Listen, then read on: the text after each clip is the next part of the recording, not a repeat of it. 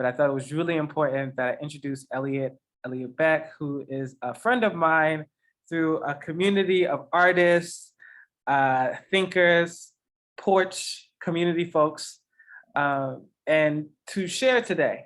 Because Elliot, in my view, has a very inspiring story, and also I think a story and sort of the work that he does in the activism that I find something somewhat particularly challenging for ethical culture to engage with. Seeing as our history, our founder was of a line of rabbis and folks, and so we have deep ties to Judaism, and so the question of Zionism could be one that can be difficult for us to engage. And so I look forward to what Elliot has to share with us and see and for us to be aware of, like, how do we receive this and are able to process it, and what does it lead us and make us think about what actions and things and steps can we do and contribute to making a better and more peaceful world. So with that said, Elliot, well, I welcome Elliot, educator, musician, activist, good friend. Thanks, Christian. Yeah, it's really great to be here. Thank you so much for hosting me today, for having me. Yeah, it's a great feels like an honor and a privilege to be able to share share some of my experiences, and to make space for others to kind of look at this whole topic and an issue that's really can feel really fraught and feels like a lot is at stake.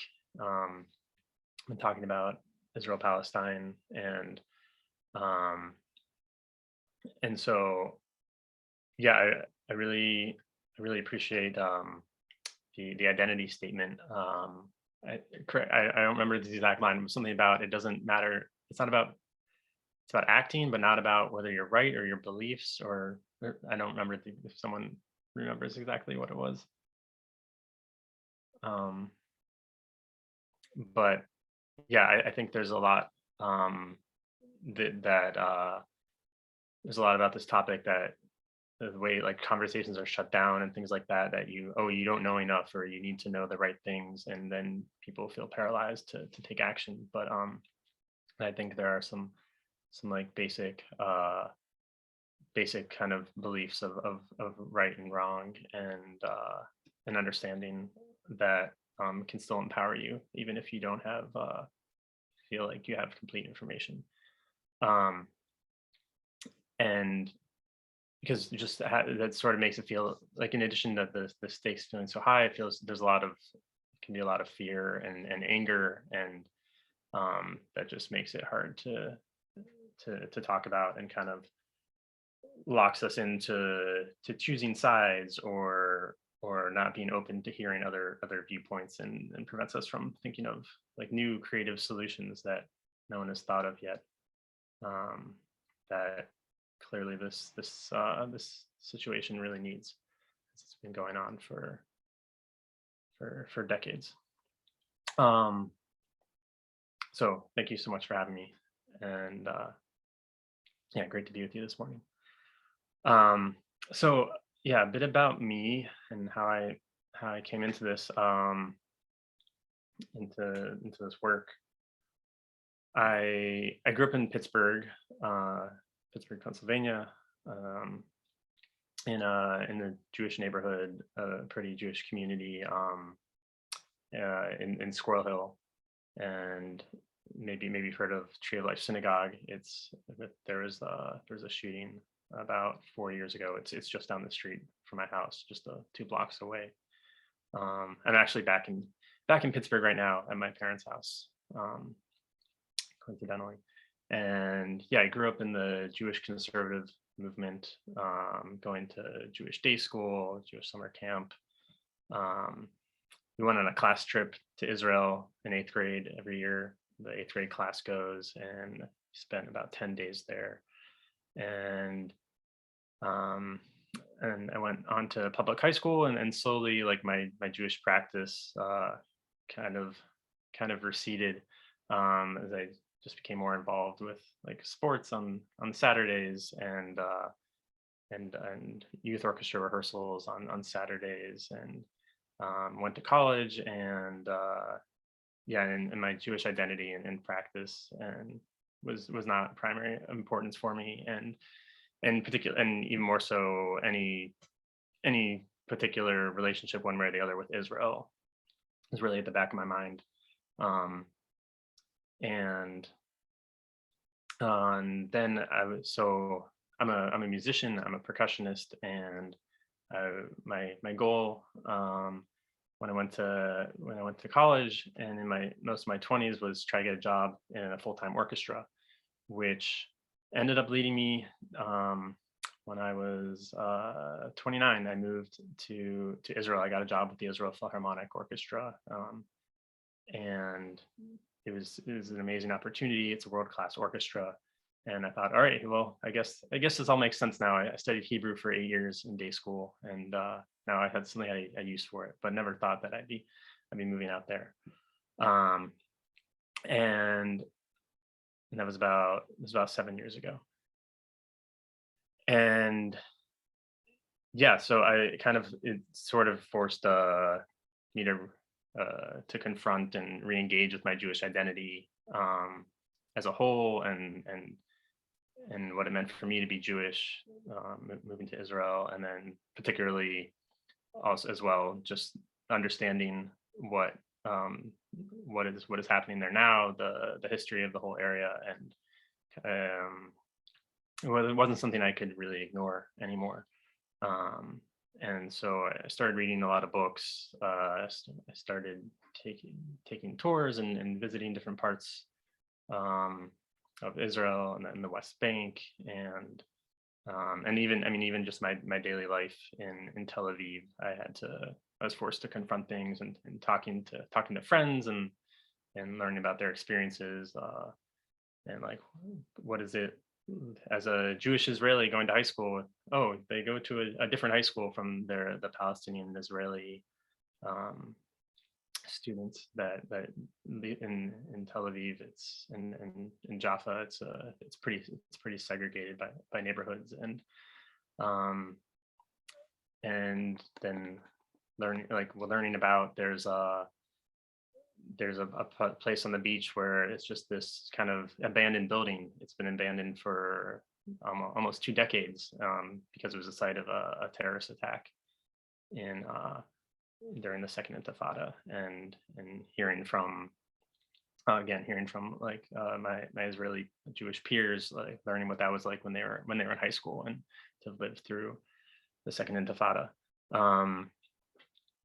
And yeah, I was there for 4 years, and I started joining with Israeli activist groups making solidarity trips to the West Bank to visit Palestinian communities that were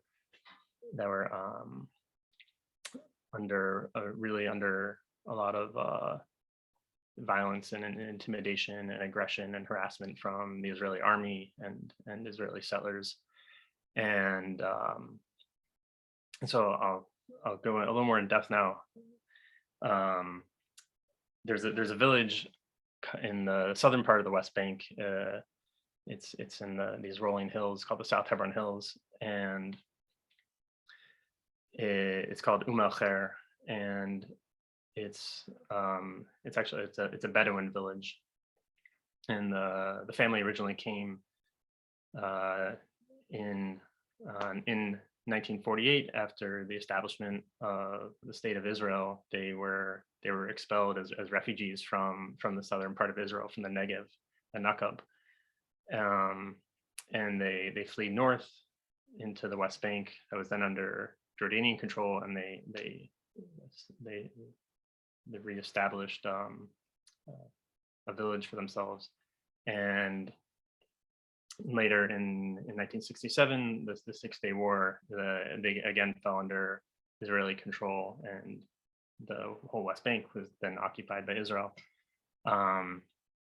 And now they're in the rural part of the West Bank, where everything is is directly controlled by the Israeli army. It's called the civil administration, and so everything they do in their villages is directly goes through the army, in terms of like building permits, in terms of connection to utilities, in terms of what roads they can use and things like that.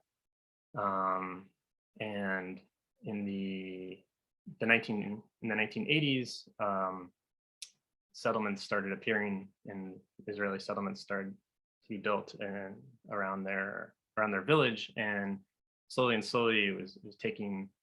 basically, when you see the village, it looks like a settlement that's built nearly on top of their land, and it's slowly kind of squishing them from different sides. But so I was there in Umacher one morning in the fall about 4 years ago, and in October, and we were helping with the fall harvest. They harvest olives and wheat, and we spent the morning there. The kids were out, all the families were out. It was a really sweet trip. There's a group of us drove over from Tel Aviv, and it was a wonderful time. And despite this kind of settlement looming over us, and sorry, in terms of just describing the situation in the village, like I said, the Israeli army controls all their access to utilities, and so they don't actually allow them to be connected to any. They don't recognize the village, and they aren't able to be connected to water or electricity. And so there's actually power lines running from a chicken farm, an Israeli chicken farm on one side of the village, connecting over top the village to the settlement, and they aren't allowed to connect to it. And they have, and same for water. They have they get water. They are connected to a system, but they get water for a few hours, one day a week, and they have large storage containers to store it. So they can hold on to it for the week. But it's still one of the,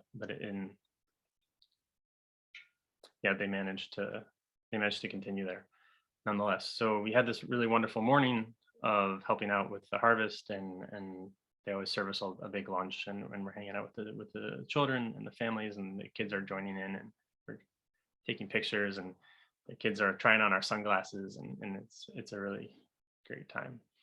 And so we drive back. We drive back to Jerusalem, drop some friends off there, and I'm waiting to meet a friend in East Jerusalem, which is conquered by Israel, occupied by Israel in the 6-Day War in 1967, and it's the predominantly Palestinian side. And I was waiting to meet a friend there, and it was on a Saturday evening, and standing on the street outside a market, and I get a call from my mom, and she is telling me that she hears something is happening at Tree of Life Synagogue just down the street from us. And this isn't the synagogue we go to another synagogue, but she's driving around that morning and heard something on the news about some situation happening there.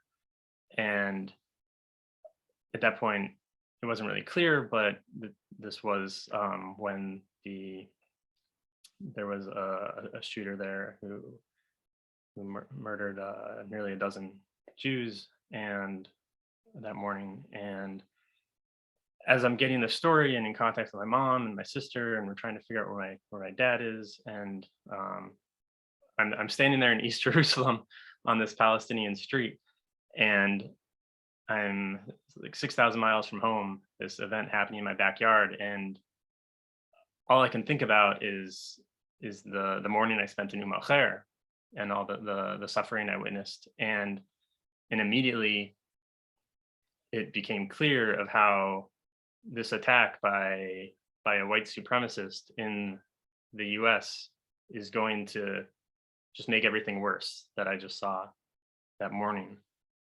And so even though it's happening in my backyard, I couldn't, it still felt 6,000 miles away. And it was just, I couldn't feel that pain of what was happening to my community. So for the rest of the week, I spent like glued to my computer, watching videos and streams of the various rallies and marches around my neighborhood. I recognize every street corner and sign, and Trump came to visit and was very loudly protested by the city, and because of his obvious ideological connections to the shooter, and as well, Israel sent over an ambassador. It was Naftali Bennett, who is currently in a prime minister rotation. At that point, he was the minister of diaspora affairs, and came and gave a speech. And he was readily welcomed and was well attended, and the connections were already being made that violence against Jews in wherever in the world might it be, mean the answer to that is Israel, and just this unconditional support, unquestioning support for Israel. And it also became clear for me that that it's not just about standing with Palestinians and being allies to Palestinians, but also the way anti-Semitism has kind of set up this whole situation. And while it's sort of the mainstream Jewish response that Israel is the answer to Jewish safety, it's also one of the few options that Jews have actually been allowed to have and have been offered and given. And so I think when thinking about and then in terms of like my work and my stake and view on all this is that you need to have, like, that's another crucial part of the picture, that as I'm fighting for staying alongside Palestinians and fighting for their liberation, I know that fighting for Jewish liberation and against anti-Semitism is a crucial piece of that whole picture. And yeah, my grandparents are Holocaust survivors, escaped Germany just before and were able to come to the U.S. But my great grandparents were not. They were not given. They were not given visas. They were Polish and not German. Their quota had filled up, and for Polish Jews, and so there's a lot more history and background just in the way that various European powers and have kind of supported even the idea of Jews returning to Palestine for hundreds of years before even Theodor Herzl, the sort of Jewish founder of modern day Zionism, came around. So there's a whole thing. I could go into that, but just holding this perspective and realizing that sort of how Jews and Palestinians have been locked into this struggle against each other, while a lot of other people sort of profit from the division, has been really crucial for me to be able to hold all the complications that we see now. So that a bit about my kind of background and approach and viewpoint to all this. Let me see. Okay. So it so I have a couple other stories that as I was living over there, and as I was living in Israel and learning, I was really once I started, it was just kind of all consuming, trying to get all the details, all the facts and the numbers, and to understand the structures and the systems and that were holding this all in place.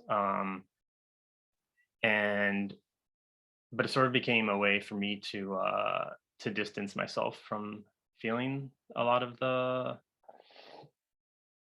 kind of overwhelming nature of it all, and the pain and that I was experiencing. So I have two stories to share that to kind of help me bring me out of that numbness, and I was actually made some human connections and could feel a little bit more as to what was happening. And yeah, even with people close to me. So so back to al Khair. And yeah, this became one of the villages that I spent a lot of time in. And when I've gone back to visit twice to do further solidarity trips with the Center for Jewish Nonviolence. And every time I go, al Khair is one of the places I have to visit. And if I don't visit, I'll get a lot of grief for it. And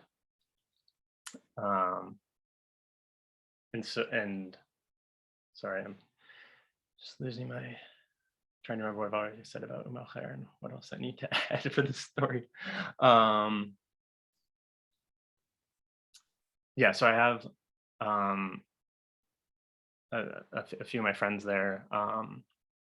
These cousins. His name is Auda, and his wife Hanadi, and they just had a child right before I left and moved back to Philly. They got married and then had a child later, and his name is Watan, and it's been great to see him growing up every time I visit over the last few years. And Watan means homeland. And Tarek is his cousin, and he's an elementary school teacher and teaches English. And the way the village is set up, it's two sort of hilltops with this fertile valley in between, and they each live on opposite sides of the hilltop.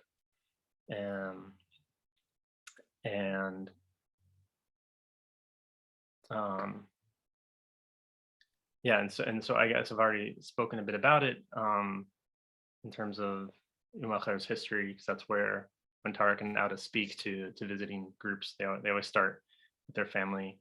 And they started in the farther south in the Negev, or the Nakab, and Auda's name, Auda is Arabic for return, even, that his parents gave him. And so 3 years ago is the last pre-pandemic summer. There was a particular worry about some of their homes were going to be demolished by the army, by the Israeli army. They, again, like I said, the Israeli army controls everything that happens in this part of the West Bank and the more rural areas, and it's virtually impossible for Palestinians to get building permits. And so, but they build anyways. Their families are growing. Auda now, he now is married and has a child, and he needs his own home. But this is before he was married, and so there were a number of homes in the village that had received like orders from the army that they were to be demolished. And sometimes they're carried out immediately, sometimes they aren't carried out for years, and the families are sort of living with that hanging over their heads. And they thought that maybe there would be some demolitions in a few months. I mean, sorry, in within the month would be coming soon. So we organized trips of activists, of Israeli activists, Jewish activists, others that were other visitors, to stay overnight in case there was a demolition, and then we'd be there in the morning when they usually happen to help document and be a presence, to witness. And so we would drive from, we'd usually get a couple cars full from Tel Aviv, and we drive down south into the southern part of the West Bank, breezing through a checkpoint. That's pretty easy to go through if you have an Israeli car, if you are looking more white or Israeli, though that may look like a few different things. But it's pretty easy to get through the checkpoints for me and my friends. And we go down and we go to the village, we stay overnight, and we would Tarek and I would wake up early in the mornings before the sunrise to drive around these winding roads between the settlements and the villages, looking for signs of an incoming army caravan, so that we could, with escorting bulldozers, so that we can warn the rest of the village. And despite the seriousness of the task, it was actually a really fun, kind of quiet drive around in the morning, and a chance to bond with Tarek, just the two of us. Like he would kind of be driving around, he'd point out different parks and landmarks and things along the way. And I spoke to him recently. I've been telling this story a couple times, and he wanted me to make sure people know that this was a really memorable time for him too. And he wanted people to know that we were joking around and we were having a good time, and not everything, even in this, despite of all this difficult situation, they still have fun. And so we would first head south towards the lands where his family first came from Arad, which is now an Israeli city. And we would head that way, going over the hills, looking around certain corners and side roads where the army might be coming from. And as we get closer, we're getting closer to the checkpoint, because we're already in this pretty southern part of the West Bank, and we're coming to the end of the road to another checkpoint that if we continued would lead to Arad. And there's a little circle drive we're coming up to, and like, okay, well, we turn around here, and then sort of it hits me that Tarek can't go through this checkpoint. I can breeze through it. I'd open the window, they'd hear me speak English or Hebrew and wouldn't hear an Arabic accent, and I'd go through it no problem. But Tarek, he can't even approach it. And that's when it all kind of hit me, is like how confined his life is, and these checkpoints. And at this, I am Jewish and born in Pittsburgh, and can freely, I moved to Israel and can freely move around, and Tarek, whose family was born in those lands, is restricted. And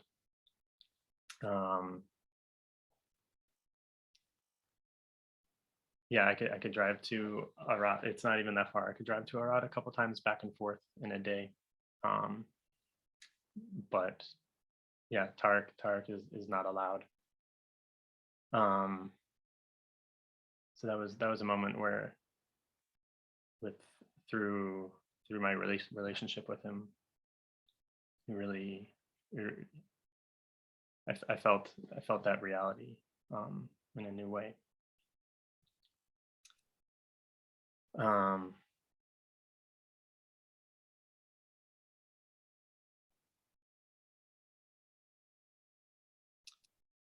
and yeah, I have another story. This was one of my, so with the Center for Jewish Nonviolence, they run trips mostly to bring Jews from around the world to meet with Palestinian communities, and in a couple of different formats, and do community building and some direct action and things like that, supporting them in their steadfastness. And there's an Arabic word for that called sumud, that they use a lot when talking about how they remain to remain steadfast in their lands and in the face of all the things I've been talking about. And so this one trip was, usually they'll bring a typical delegation, they'll bring about 40, 50, sometimes more, 100 activists, and we'll be there for about 10 days doing a kind of a shorter trip. And they also started a different one where bringing a smaller group, and we were there for 3 months in residence in stayed in Umm and a few other villages nearby. And one of our activities was, again, providing documentation and witness, and if possible, sometimes we're kind of like a third party neutral presence that can sometimes help reduce tensions. And so one day we got a call that there were Israeli settlers taking their sheep into privately owned Palestinian land, and besides the simple act of the sheep eating the grass and essentially nearly like stealing the food from the Palestinian sheep, it's this sort of small steps of aggression and pushing is actually one of the processes that the Palestinians slowly lose their land in this part of the West Bank. And it's just their grazing area, how far they go, gets reduced slightly every day. And yeah, these are often some of the more nerve-wracking calls we respond to, because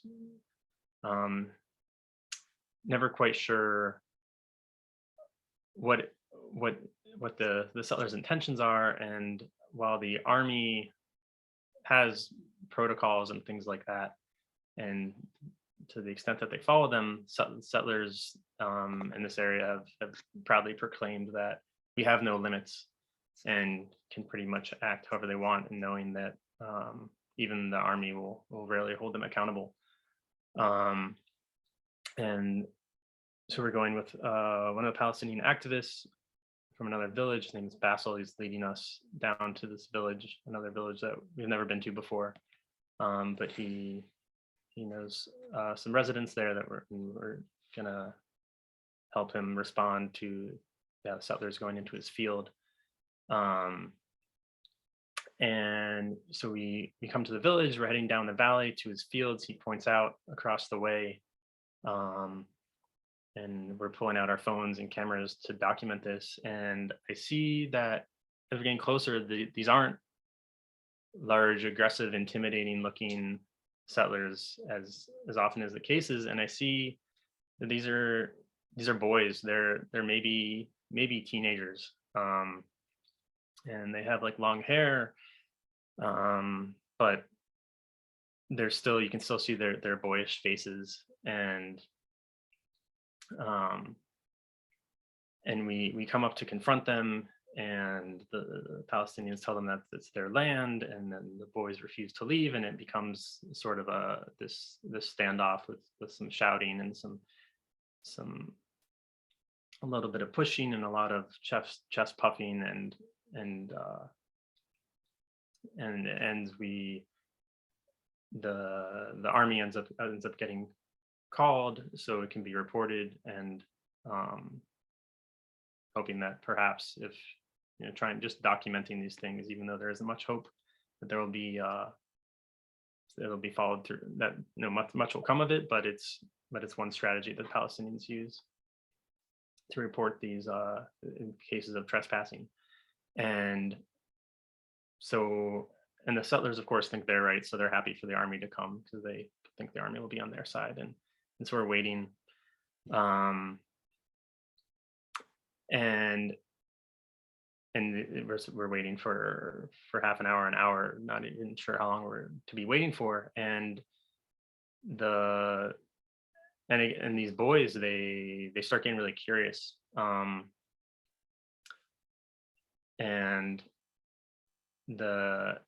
they see me and my friend, another Jewish activist, and this is still more the heights of the pandemic, and we're outside in the hot sun, so we're wearing hats and sunglasses and masks, and they can tell that we're not Palestinian. They're familiar with, even these boys are familiar with solidarity activists coming around, and they start talking to us, and asking us where we're from, what we're doing there, why we came, and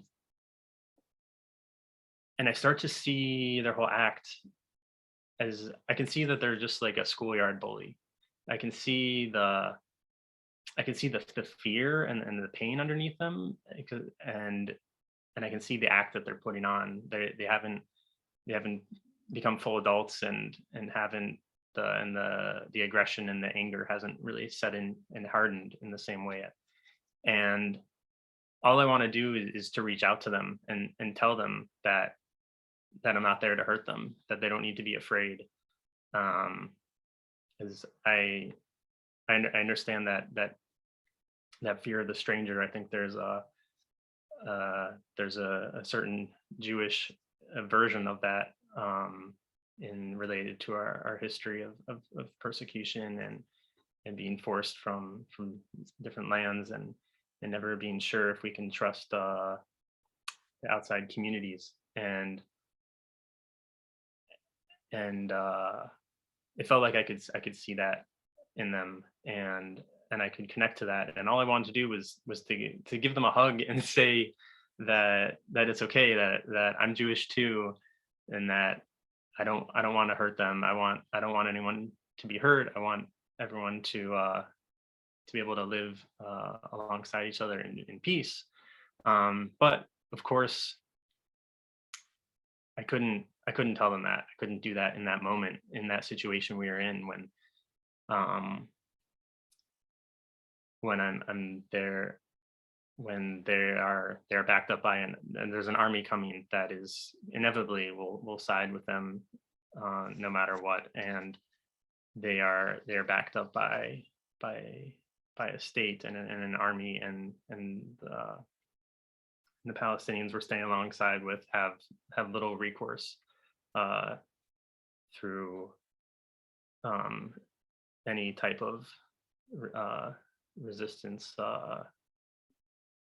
nonviolent, violent. There's little they can do, and so in that moment I can't do that. I need to stand with the Palestinians, the landowners and the shepherds, and it was completely heartbreaking. I really felt how this whole, the way we were set up, the way we were divided, the way we are all put in this terrible position that we can no longer interact with each other as humans. And eventually the army came, and the Palestinian landowners had some maps, and the army called into their people back at the base to look at maps and things like that, and they kind of ignored it all and made everyone go home to leave the area. And until the next day, when the the settlers would bring their sheep and eat a little bit more grass, and the Palestinians would lose a little bit more of their land.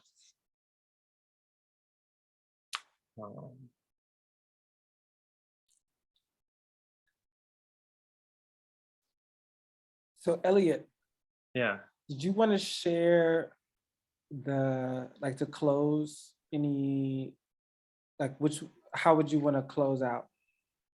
Yeah. I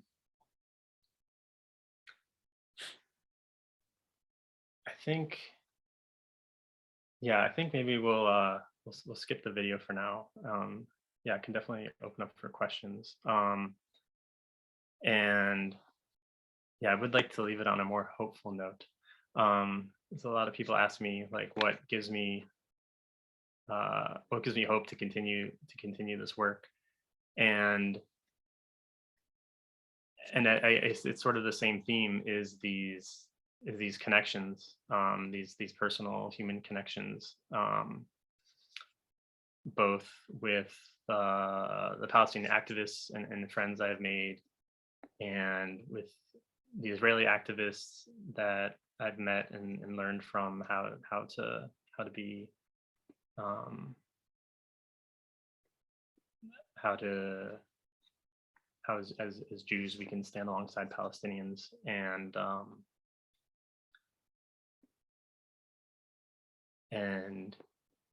yeah, it's, I mean, for me particularly, personally, it's the communities over there working on this, but the Palestinian communities and the Israeli communities fighting for justice. They're just, yeah, some of the most welcoming groups I've been a part of, and that there are rarely ideological discussions, and it's if you are kind of back to the identity statement, if the simple act of showing up and being there and standing alongside people is usually found is enough for them to welcome you in, and which is a wonderful feeling. And like, if I'm there and ready to if I'm there willing, ready to visit the village, or stand there and do some sort of project, then they're happy to have you, and both the Palestinians and Israelis, and so that, yeah, just that that openness and acceptingness, and wherever you might be in learning about the situation, so that gives me a lot of inspiration and hope, that just to see how eager they are to work with others, and in the struggle. I can leave it there for now.